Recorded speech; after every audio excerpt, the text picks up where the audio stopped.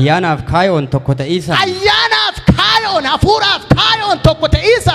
Gammadi kiyya guutuu akka ta'u tolcha. Gammadi kiyya guutuu akka ta'u tolcha. If gadi qabiisaan. Akka if godhiisaan. If gadi qabiisaan. Mee if gadi qabiisaan jedha. If gadi qabiisaan. Warra dhibii fi caalchisaati ilaalaa malee. Warra dhibii akkan godha. Warra dhibii akkan godha. Caalchisaati ilaalaa malee. Ani jedhin matsaafi nama dhibii fi caalchisaadha. Baay'ee cheerchi keessa amma namni tokko yoonni hin jirre waan cheerchiinuu hin jirre se'a. Kolbaa fi jidduu sidhiisi gootaan dhiigaa hundeeffatee iyyuu jira. Kolbaa fi jidduu. Maan jedhe nan sobe. Ana malee ati jettaa moti hoola. Beewonna sitti waaqa qofa qaba malee waaqi sii alaallee nama bacaa qaba. Maan jedhe. Nama si biraa qabiiti. Sitti waaqa qofa qaba malee waaqi dhibiin hin jira. Waaqi tokkotu waan ta'eef sitti waaqa qofa qaba malee waaqi sii alaallee nama bacaa qaba jedhi. Kanaafuu ana malee namni hin jiru jetteen kijibin jedhin. Goottaanuun jira quba qaddaa jedhin. Sii ala goottaanuun jira. Waaqi nama alaallee waaquma. Nami waaqa ala garuu namaa moti. Menami waaqa maxxanee qarqaaru jiru. Akara eegamaa ol qabaa. Laajige waaqe. Hallelujah yoo jettu oli utubaa jirtaa iyyuu isa gajjigaa. No waaqi si alaallee waaquma ati garuu isa ala namaa moti. Nama si biraa naa qabame. Waaqi si alaallee waaquma jedhi. Ati garuu waaqa ala namaa moti. Waaqa qarqaaruuf asin teellu. Waa inni nu qarqaareef as jirra jedhee. Menami waaqa qarqaa.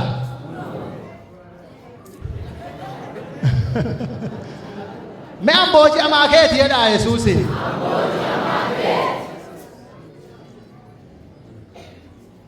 Maan jedhe yoonatti fuufin ifi gadi qabiisaan. Warra dhibiif caalchisaati ilaalaa malee. Warra dhibiif caalchisiisan nama biraa qabi sitti na caala jedhi. Hafuurri kijibuu haa waraanam hafuurri yettipiiti manfas waggaw qabi nama si biraa sitti na caala jedhi.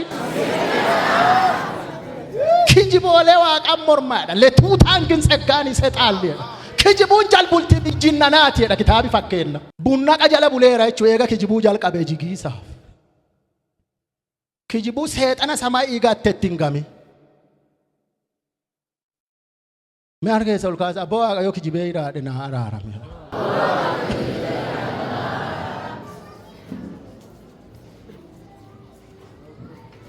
Adda gamanaan na dhooggeera beekannaan akkasii jedhu isaani.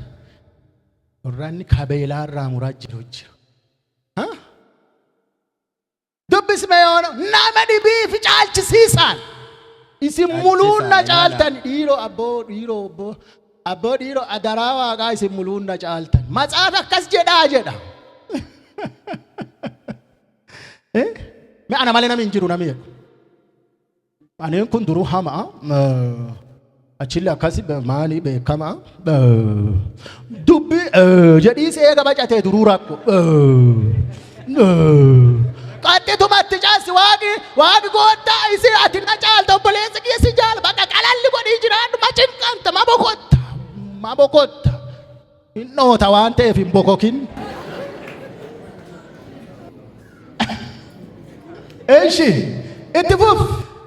Halchaa if jaalatiisaatiin yookiin if saadiisaatiin. Halchaa if jaalatiisaatiin ki'i.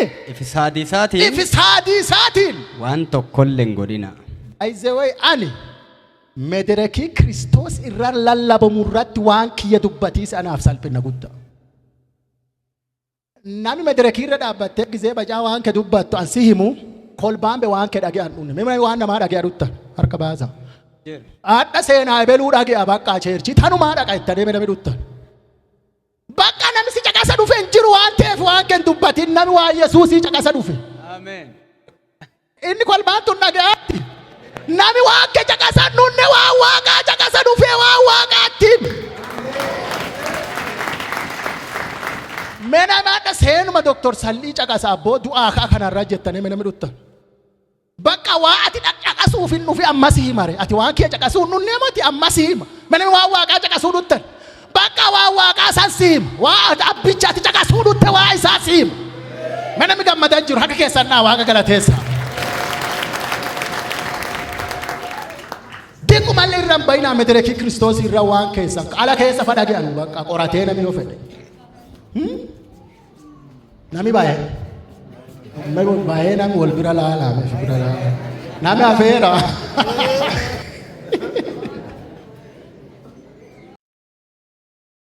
Ifisaadiisaan.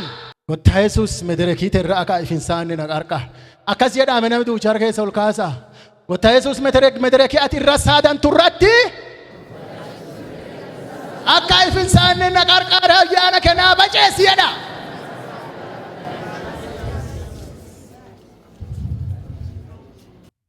Dubbisme. Nami martinuu bu'aa warra dhibiillee ilaaluuti malee. Bu'aa ila waan mara ifi keessaa ilaali xiqimi yagilli xiqim xiqim qim miil dhumatti xiqimiif miil xiqim qim waan bakka rakkoo qabu miil dhumatu walii guuraan xiqim qim mi waan bakka faayidaa nama dhibii ilaaluuti malee.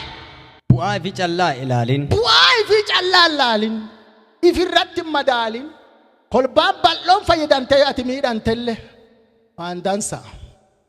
Namicha tokko waan jedhu Charles Spurgeon jedhanii waan jecha tokko ni dubbatu. Kiristaana dhugaa jechuun goottaa isaa ulfaatee jennaan inni yoo erbee balbala duraa irra ejjataa seenanullee yoo ta'e kattiin dhaga'anneedha.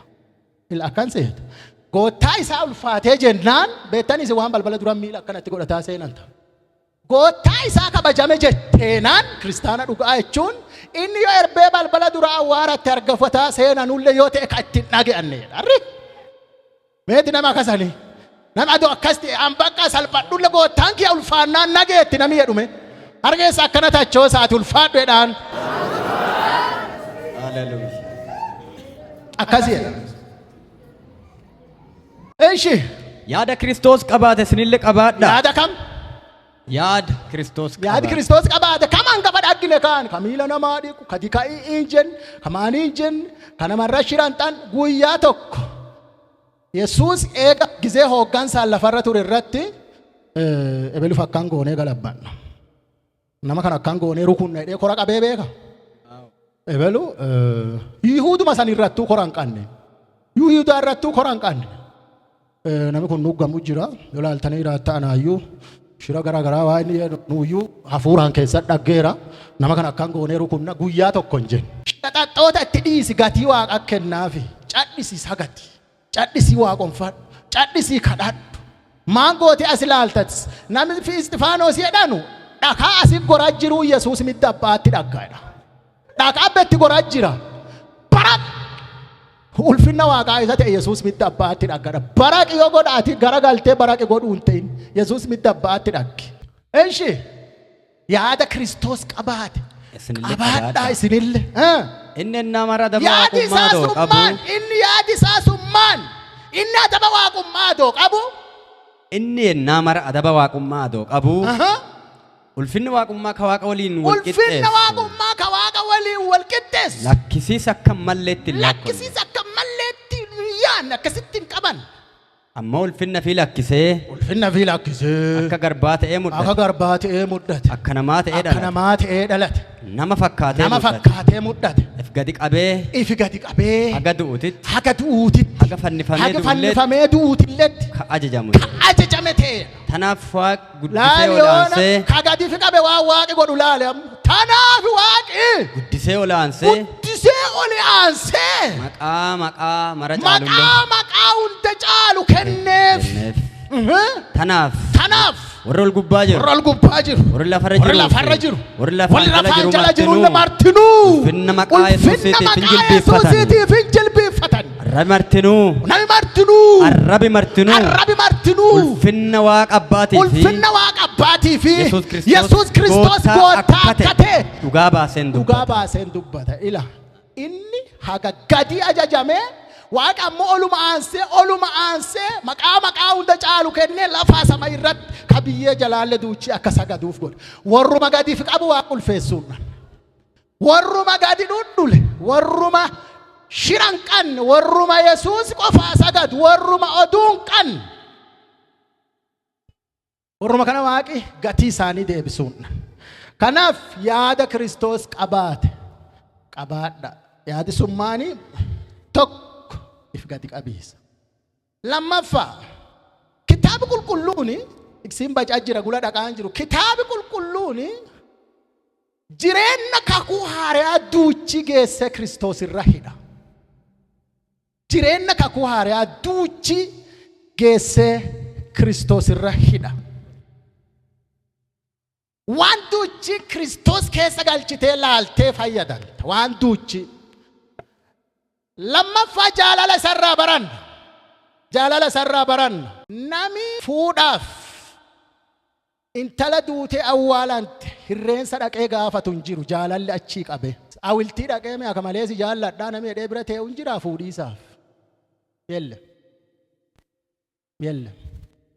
Waaqa waan jedhu kitaabi waaqa adoonuuti du'aaleeyyuutu Kiristoos nu jaalate jechuudha. Wade meqaabir noo hedha. Jaalalli Kiristoos ka qabe jiraarraa adoontiin du'aarraa qabe. Wade meqaabir noo te gwaaze. Nyaalle maadaan. Kemoot le maasnessaa. Du'aanu kaasiisaaf. Jaalalli kuni jaalala haalaan nama jaallatanuu moti xiqimii wayiitiin. Matsaaf kennaa ayyaanu malee yoo nama yaantanu nama deebisee si yaamu yaaminaadha. Ama waan san godha jirraanu. Nama gulaadha kobuna nyaadhu jedhu nulle kobuna nyaadhu yenna. Miknaatum bado. Goottaa Yesuus adoo teete lafa tanarra adoo jiraate katamaa kana keessa manni inni dhaqu jalqaba mana jigee dhimmu hundu ajjiru dhaqa. Agalgilootiin bara kanaan lammatirii warra bolokkeetti malee natti waaqi marroo mana kunuu geshanicha kanaan dubbateera jedhu dhaggeen beeku. Ollaa kee nama mana gugurdaa bacaa jira gaafu mana sanii ilillisan. Jaartii takka jira ollaa kee mannillee akkan jiru akka malee gaafu bata isuma ilillisa. Garuu nama agalgilooti seenee mana sanii ilillisu an dhaggeen beeku. Kiristoos adoo teete mana jaartii sanii dhaqa jalqaba. Jaalala wamaa deebii irraan barbaanne jechuudha. Jaalala deebisee wanaa godha jedhanii nama hin jaalan. Jaalalli Kiristoos jaalala akka saniiti kan nama gadee jaallatu. Akkuma Kiristoos isiniin jedheera hangafamaa isiniin jedheera akkuma Kiristoos if gaddeebise isinillee if gaddeebisaa dubbiyyattu.